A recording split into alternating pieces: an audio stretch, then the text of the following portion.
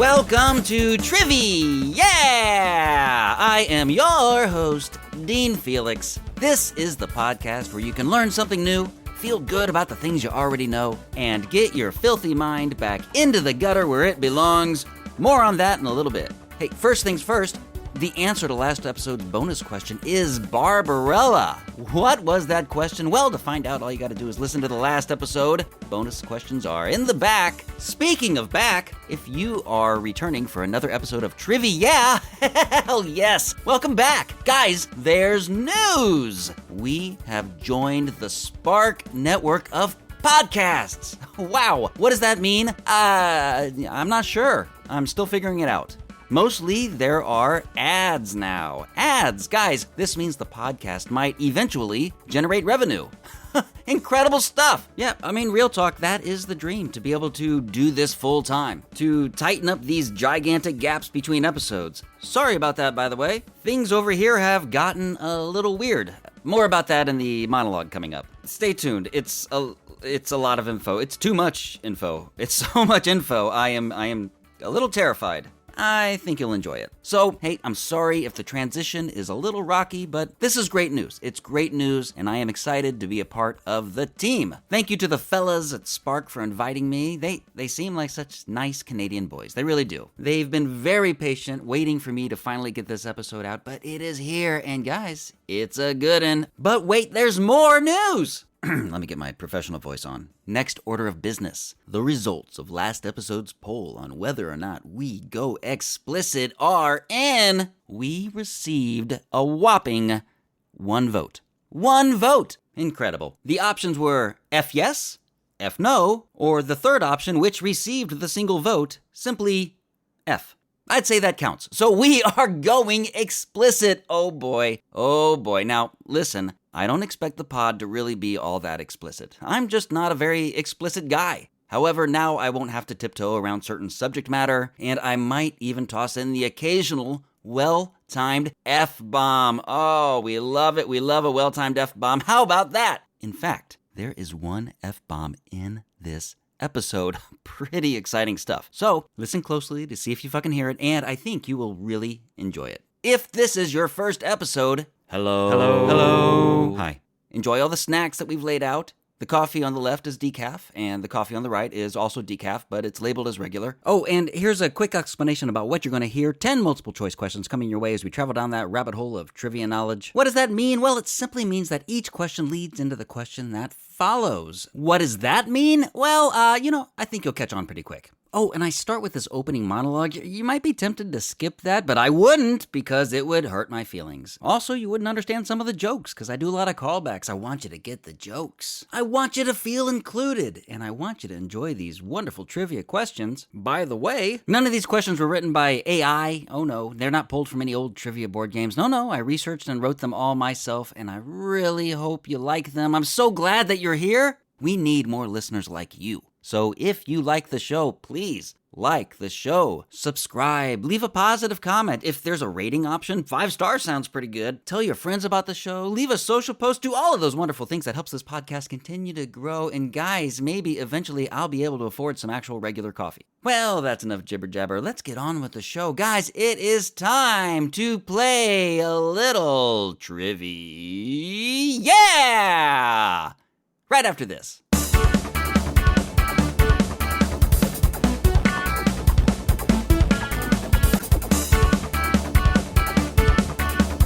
Welcome back to TRIVI-yeah! I'm Dean Felix. It would be great if people would stop asking me what I do for a living. Just for a bit, please, because I don't know how to answer that question without sounding like a loser. Seriously. I'm considering responding with, that's a nasty question. You're a nasty person for asking me that. You're corrupt, you have hatred in your eyes, and you never smile. You should smile more. See, I've recently learned that this is how one avoids answering a question that they don't like. You know, a nasty, corrupt question like, what do you do for a living? Look, guys, my advertising career is dead. It's dead! Kaput! Finito! It has been flushed down the toilet of broken dreams and recycled into drinking water by now. career. Refreshing, just not very lucrative. I'm not sending out any more applications. I'm done, all right? If someone wants to offer me an ad job, look, you're going to have to answer one question for me first. When do I start? But to offer me that job, you're going to have to reach out on your own. Because I'm not sending out applications anymore. I'm done. No more applications. I made this decision after getting rejected by Papa John's without even being offered an interview. Papa John's. That was the last straw. I can't take it anymore. I've seen their latest commercial. In this commercial, which I watched, or was I accosted by? I don't know. It's a nasty commercial. It's corrupt. In this commercial, the employees making the pizzas, they keep saying the word epic to each other and laughing like epic is some kind of punchline. It's terrible. It's the worst commercial I've ever seen. That's not an exaggeration. I'm not just saying that because I'm mad at Papa John's. No, it's the worst commercial of all time. And yet no interview for me. No interview for poor old Dean. So I am done. My D&AD pencil is headed straight into the trash. It's a very prestigious advertising award, by the way. Career ended, and that's fine. That's fine. I don't even want to talk about it. I don't know why you brought it up to begin with. Because there are other exciting things happening in my life. People like to say that when God closes a door, he opens a window. And I like to say that it's because God is trying to air condition the whole damn neighborhood. Epic. As you already heard in the intro, TRIVI-yeah got picked up by the Spark network of podcasts. Oh, hell yes. But since I already talked about that, let me instead talk about something else going on. Perhaps you remember me sending out all of those emails to voiceover agents. Well, one of them thought ya boy Dean was good enough to sign, putting me one step closer to reaching my goal of voicing a cartoon character. Hell yes. But I haven't booked anything yet. So instead, let me talk about what I've been doing to make money to survive. I've been playing a ton of poker. Hell no. That's right, playing poker. I'm not proud of it. Look, I'd rather be contributing in a positive way to society. But here we are. Look, is playing poker to survive a good idea? No. But is it a bad idea? Yeah. It's a terrible idea. It's dumb as hell. Am I even a good poker player? I think so. I hope so. I also thought I was a good writer, but Papa John's disagrees. Look, if poker doesn't work out, I'm sure God will open another window, and I will jump out of it. Oh, no, guys, don't freak out. No, I didn't mean it like that. I live on the first floor. I'll be jumping out of the window to get to my car faster so I can get to work in time to clock in at Papa John's. Not to make ads, but to make the pizzas. Looking forward to saying epic to my coworkers all day to pass the time. But I don't want to talk about poker. Maybe in a future episode I will. But instead, I want to talk about energy drinks. I'm drinking them again. Not proud of it. No. Look, my schedule, it's currently way out of whack, and I'm often rushing to get to the poker room in time for a morning tournament. I'm tired as hell, and you can't bring drinks in there. So since I can't bring a hot coffee inside the poker room, sometimes I will buy energy drinks on the way and chug one before going in. This is the most embarrassing opening monologue I've done so far. And the longest. It'll be over soon. Just bear with me as I marinate in shame and taurine, whatever that is, for just a little longer. And yeah, energy drinks, plural. Gas stations, they force you to buy 2 or even 3 at a time unless you want to pay a huge markup. Why do they need to move energy drinks so badly? We gotta get these Red Bulls off the lot before the tax man comes. Guys, can't we just price them normally, all right? Just one shameful energy drink for me, please. That's all I want. But no, my finances dictate that I need that discount. So I get 2, chug 1, and store the second one in the center console of my car as it bakes in the hot sun all day, while I go sit at a poker table with a bunch of people I do not know who ultimately end up asking me what I do for a living. Well, first off, that's a nasty question, but let me try to answer it. I'm transitioning.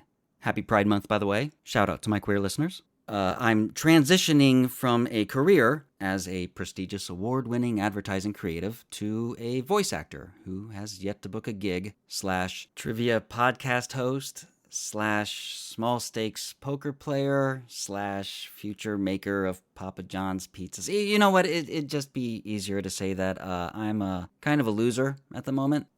No, I am. I'm a loser. Hey, look, if you want proof, we can go outside to my car, and I will open the center console and show you a piping hot energy drink.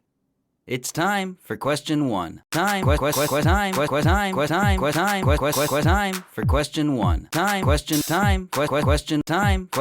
It's time for question one. Time. In the time of chimpanzees, I was a monkey. Butane in my veins, and I'm out to cut the junkie with the plastic eyeballs. Spray paint the vegetables. Dog food stalls with the beefcake pantyhose.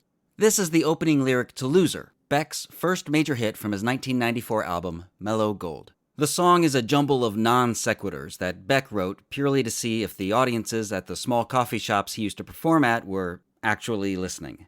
Gen Z would call this brain rot, I think? Is brain rot a Gen Alpha thing?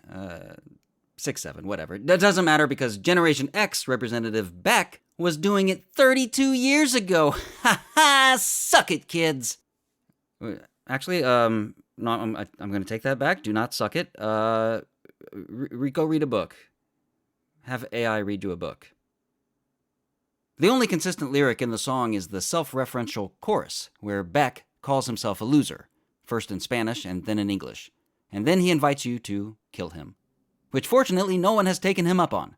He follows each chorus with another non sequitur spoken in response. The most whimsical of these is when he says, "Get crazy with the..." something.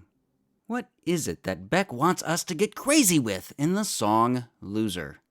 Is it A, homies, B, turkey necks, C, cheese whiz, or D, parachute pants?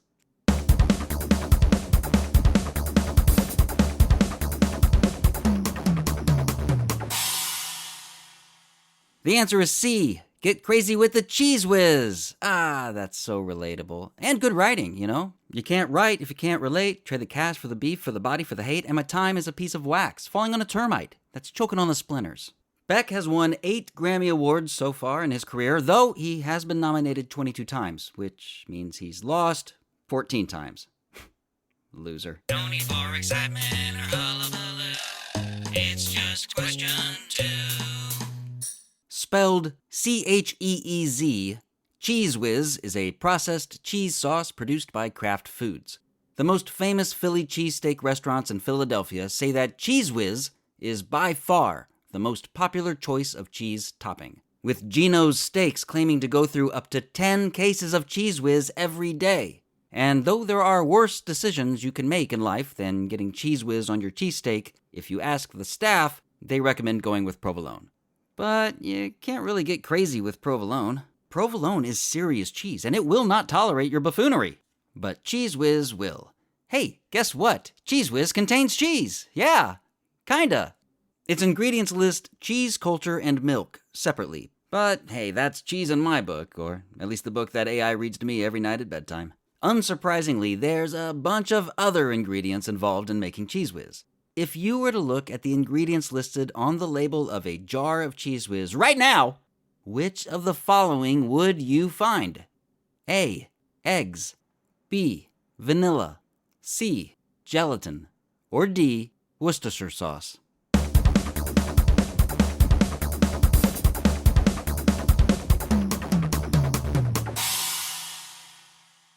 The answer is D, Worcestershire sauce. Google is telling me that Cheez Whiz has never been available in a spray can. That's Easy Cheese, also made by Kraft, and it contains no Worcestershire sauce. However, I am currently looking at a spray can of Cheez Whiz, Worcestershire sauce included, available on Instacart for $4.50. And I found it on brandclub.com too, with flavor varieties. But I can't actually buy it anywhere. It won't let me. And after a deep dive, I can find images of Cheez Whiz spray cans online. But are these actually photographs? At first, I didn't think so. I'm like, oh, these are just photoshopped. But now, I don't know. I'm not so sure. What is going on here? How has a product that apparently never existed found its way onto online retailer websites? Is this like a Mandela effect thing, right? Have I discovered a glitch in the Matrix? Please help me solve this. I am unsettled and a little scared that I am losing my mind. I may have quite literally gone crazy with the Cheez Whiz. Question! Worcestershire sauce originated and is still made in Worcester, England, which is located in the ceremonial county of Worcestershire. It's a fermented condiment, but I am reading that it's too high in sodium for one to be able to consume enough of it to actually get drunk. Though I think they might be underestimating my sodium tolerance. I'll do my own research, thank you very much. In the early-ish 1800s, Worcestershire sauce was invented by a couple of pharmacists. And that's a little fishy, if you ask me. The sauce, I mean. It has anchovies in it. Little fishies. The original brand of Worcestershire sauce still exists today. What is its name? Is it A, HP Foods, B, Donaldson Brothers, C, Coleman's, or D, Lee and Perrins?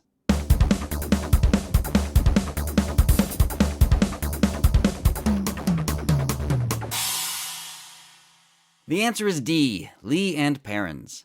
Before their Worcestershire sauce venture took off, Lee and Perrins found success by selling an over-the-counter medicine called Dr. Lowcock's Lotion for the Growth of Hair.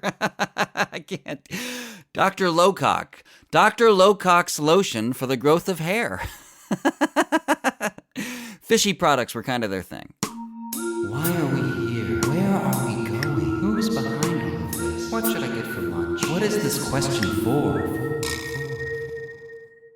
Chris Lee was the first openly gay political party leader in Canadian history. Happy Pride Month, Chris. He led the Green Party of Canada from 1990 to 1996, and before that, helped organize a successful viral campaign against McDonald's old styrofoam packaging that their burgers used to come in. After his time leading the Green Party, Chris Lee became an opera singer, as one does.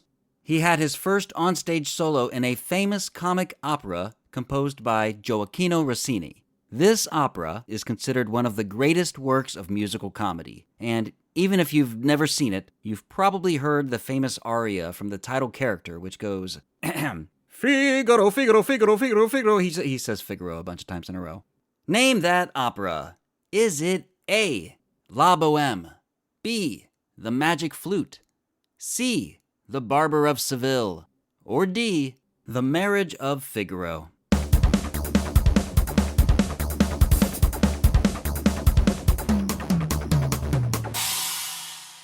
The answer is C, The Barber of Seville. The Marriage of Figaro was composed by Mozart 30 years earlier, and The Barber of Seville is actually a prequel to that story, with both operas being adaptations of plays by French playwright Pierre Bouchon. So when The Barber of Seville came out, the anticipation for this new opera was huge, and it was kind of like when the first Star Wars prequel came out, only from back in the pre-Victorian era, and also people liked it. Hey, fellas, wait till you hear this. Oh my gosh. Don't say. I can't believe it. What y'all talking about over there? Nothing. We were just talking about question 5. Well, shoot. Most commercial figs don't have wasps in them, which, might sound like a weird clarification to make. But fig trees and fig wasps co-evolved. Oh, you're gonna love this story. It's kind of my mission to entertain and educate, so if you have any figs near you, grab one, enjoy a little snack while I tell you all about it. A pollinating female fig wasp will enter an immature fig through a small opening, lay her eggs, and die inside the fig. The male fig wasp hatches first and goes through the pupal stage. Once it matures, a male wasp mates with a female wasp before she hatches.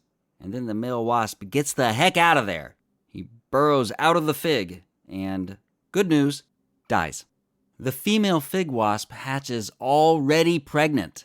She then leaves through the tunnel that the male wasp made, flies to another fig tree, and continues the cycle. Meanwhile, Mama Wasp gets digested by the fig. Isn't nature beautiful? But like I said, most commercial figs are grown wasp-free. So that crunch when you bite into one is just seeds. Probably. If you're eating a fig Newton, one of those little delicious biscuit treats, it's definitely just seeds, because the figs that they're made with do not require pollination. First introduced to the U.S. in 1768 by Franciscan missionaries in San Diego, what type of figs are currently used in fig Newtons? A, Calamirna figs. B, Cadota figs. C. Mission figs. D. Adriatic figs.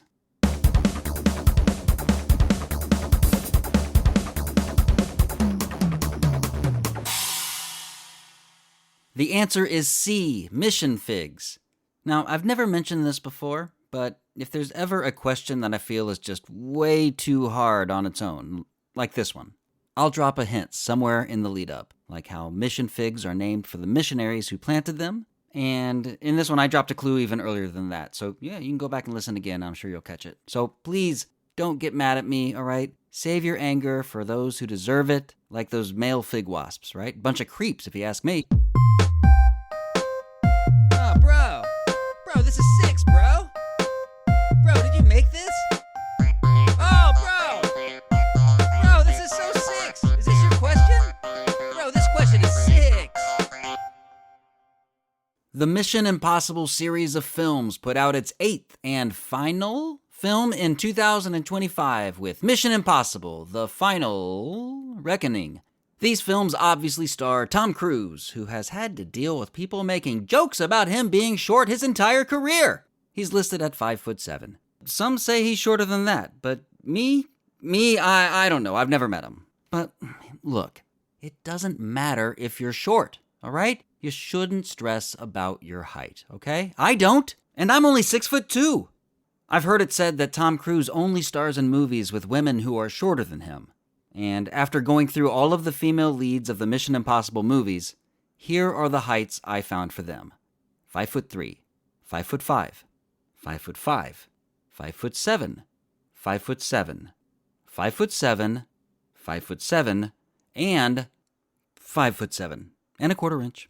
So, yeah, okay, maybe that's mostly true, considering he's less than an apple box away from all of them. But, hey, that's just Hollywood, man. That's just Hollywood. Tom Cruise has no problems with the taller ladies in his love life.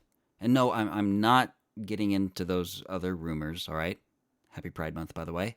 All of Tom's wives have been taller than him, and he divorced each of them when they were 33 years old before burrowing his way out of the fig. But hey, we're not talking about that right now. We're talking height, all right? Just height.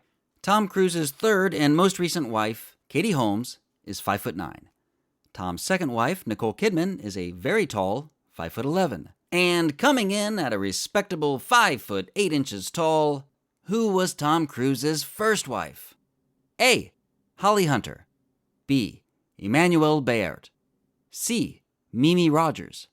Or D. Rebecca De Mornay.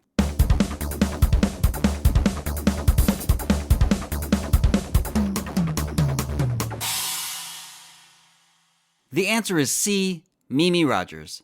Rogers grew up in Scientology, and she met Tom Cruise through her work as an auditor. She's best known for acting, but she also plays poker, and is, or was, on the board of the World Poker Tour. So, who knows? Maybe I'll meet her someday, and together we can work on getting my thetan level out of the basement. Hi, I've got some great news. You just died, and gone to question 7. Famous poker pro Mimi Rogers' first name is actually Miriam, and Mimi is often used as a nickname for Michelle, Maria, and Mary as well. The word nickname is used as an umbrella term for any name someone is called that is different from their given legal name. There's a specific category of nickname that Mimi falls under, along with others like Jack, Johnny, Hank, Pat, Meg, Drew, Beth, Sam, Stevie, and so on and so forth. These names aren't just shortened forms of names, but they're also affectionate and convey warmth or closeness. They are differentiated from other more descriptive nicknames that don't always stem from affection, like Tex, Lefty, the King of Pop, and the Orange Cheeto. Well, I don't know, maybe that one's a little affectionate. We love the Orange Cheeto, don't we, folks? Everywhere I go, people are telling me, we love how orange you are, we love Cheetos. Sorry, guys, I'm being nasty and corrupt. All right, back to the question. What type of nickname is Mimi, or Jeff, or Chris, or Susie, or, how could we forget, Dick? Is it A, hypocorism, B, morpheme, C, semantic, or D, affectation?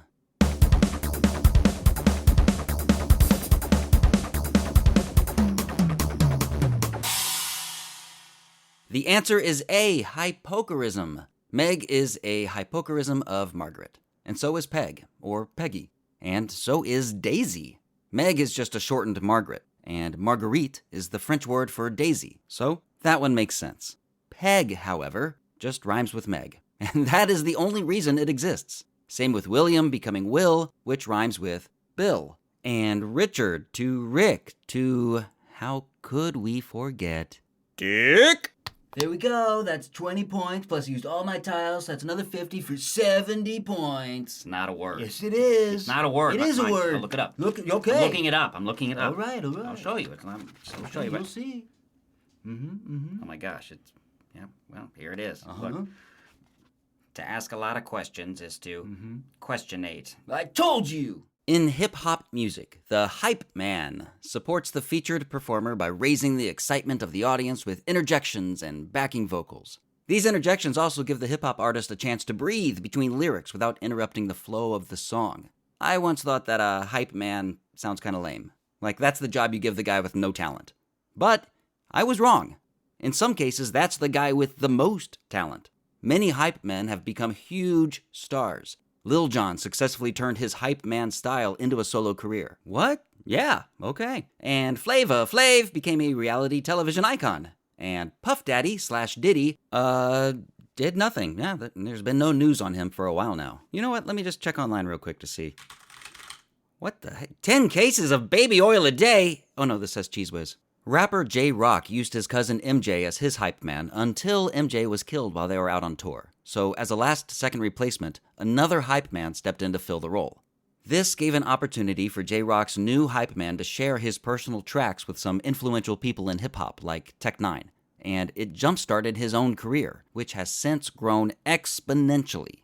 He's won 27 Grammys, 19 more than loser Beck. Why don't we kill him? 27 Grammys, that's the most by any rapper in history. He headlined Super Bowl 59 and cemented himself as the #1 guy you do not want to get into a diss track battle with. Who is this former hype man? Is he A, Jay-Z, B, 50 Cent, C, Snoop Dogg, or D, Kendrick Lamar?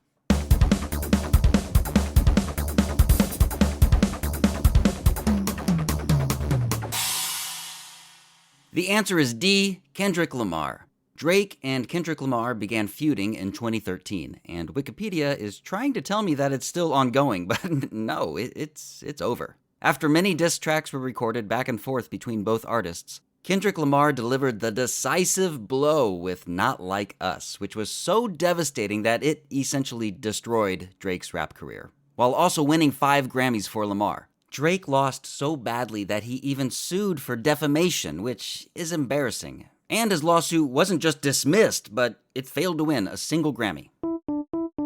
The hardest part about being a trivia podcast host isn't coming up with the interesting questions. It's staying hydrated. So when I get thirsty, I always reach for a cool, refreshing glass of Question 9. Lamar University is a decently large school with an enrollment of around 18,000 students. Around 27% of those students are Black Americans, which shows that a lot of progress has been made at that school since the 1940s and 50s. Back then, when it was still called Lamar State College, Black World War II veterans were barred from admission on the grounds of race. In 1952, a Black student named James Briscoe was accepted into the school based on his transcript. But when he showed up to register, the admission office was like, we made a mistake. Yeah, it sounds like they made a lot of mistakes. It wasn't until July of 1956 when a federal judge ruled that Lamar's, quote, white youth only policy was unconstitutional. You think? And that September, 26 Black students were admitted, though not without issue. Violent protests broke out, which lasted for weeks until a special law enforcement agency called the Rangers were brought in to reestablish the rule of law. Not a lot of jokes this question, just some straight facts, yo. So what U.S. state is home to Lamar University? Is it A, Alabama, B, South Carolina, C, Texas, or D, Louisiana?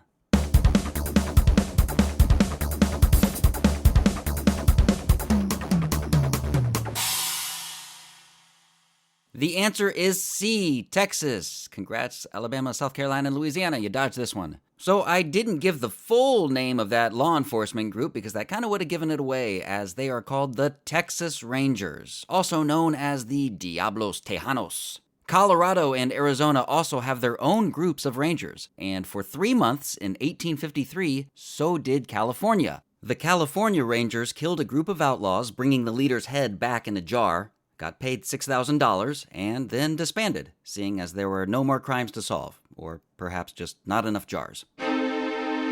You must retrieve the relic, for without it we are all doomed. It can be found in the Forbidden Temple in the ancient city of Shun-Ten. So, that would make this, quest Shun-Ten then, huh?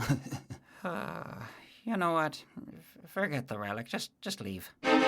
The Texas Rangers are a staple in stories about America's Wild West, from actual historical events to fiction. One such work of fiction is The Lone Ranger, a masked vigilante who is the sole survivor of a group of Texas Rangers who are ambushed. The Lone Ranger first appeared on a Detroit radio show in 1933, with his Native American companion Tonto first introduced in the 11th episode. A couple different voice actors who shall not be named played Tonto on the radio, but his most famous portrayal was by Jay Silverheels from the television series. And in the Lone Ranger movies, which came out before the TV show, Tonto was played by Chief Thundercloud. Not to be confused with the racist Chief Thunderthud from Howdy Doody. And of course, Tonto was played by the racist adjacent Johnny Depp from the 2013 flop, The Lone Ranger. That film starred Vor enthusiast Armie Hammer and was directed by someone who had previously found success with his movies Mouse Hunt, The Ring, Rango, and the first 3 Pirates of the Caribbean movies.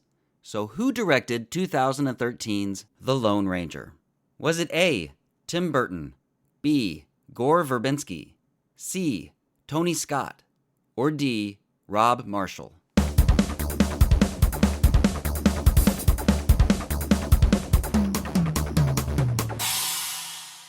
The answer is B, Gore Verbinski. He also directed The Mexican and The Weatherman, so if you liked those movies, you might be a Gore enthusiast. I'm not, nor am I a Vor enthusiast. Hey, I'll get crazy with the Cheese Whiz, but I have my limits. Hey, if you're into it, that's fine though. It's not my mission to diss anything that you're into, be it eating people, Scientology, going to the Barber of Seville, or using copious amounts of Dr. Lowcock's lotion for the growth of hair and avoiding the barber entirely. You do you, I say. Because hey, you might actually be Kendrick Lamar. And though my career could probably not be going any worse, I'd rather not find out. Bonus, bonus, bonus, bonus, bonus, bonus, bonus, bonus, bonus, bonus question time.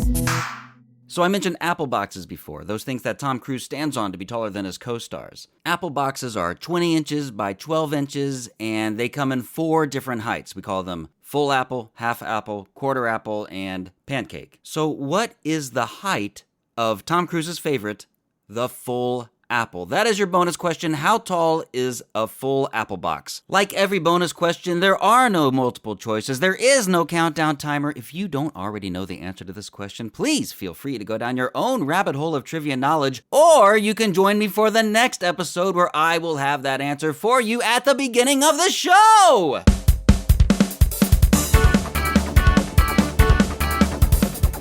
And that is the episode, our first episode here on the Spark Network of podcasts. Very exciting stuff. Guys, hey, remember, if you like the show, please like the show, subscribe, tell your friends about it, do all those wonderful things that help this podcast continue to grow. I will be back with a new episode soon. The current goal is to get them out once every 2 weeks or so. And then as the audience grows, get back to one a week. Everything you just heard, including all the music, the questions, the interludes, was written, produced by me. I am, of course, your host, Dean Felix. If you'd like to email the podcast, you can. TRIVI-yeah@gmail.com. I'd love to hear from you. Tell me what you think about the show. I look forward to having you back here for the next episode. Please be best. And remember, TRIVI-yeah is a Quality Yarn production.